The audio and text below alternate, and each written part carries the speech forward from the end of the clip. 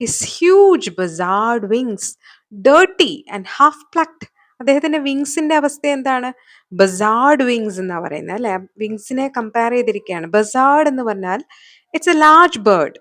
Buzzard wings എന്ന് പറഞ്ഞാൽ എന്താണ്?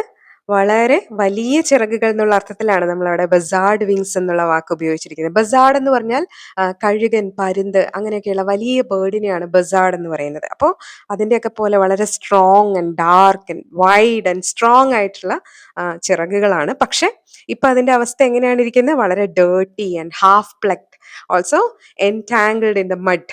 എൻടാങ്കിൾഡ് മീൻസ് കെട്ട് പിണഞ്ഞു കിടക്കുക എന്നുള്ള അർത്ഥത്തിലാണ് എൻടാങ്കിൾഡ് എന്നുള്ള വാക്ക് നമ്മൾ ഉപയോഗിക്കുക.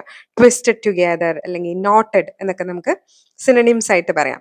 അപ്പം ആകെ മണ്ണിൽ ഇങ്ങനെ പുതഞ്ഞു കിടക്കുന്ന അവസ്ഥയിൽ വളരെ ഡേർട്ടി ആയിട്ടാണ് ആ വിങ്സ് ഇരിക്കുന്നത്. They looked at him so long and so closely that Pelayo and Elisenda very soon overcame their surprise. ഒത്തിരി നേരം അവരെന്ത് ചെയ്തു? പെലായോ മെലിസന്റെയും ഒരുപാട് നേരം ഇവനെ വളരെ അടുത്ത് നിന്ന് വളരെ ക്ലോസ്ലി അവർ വാച്ച് ചെയ്തു.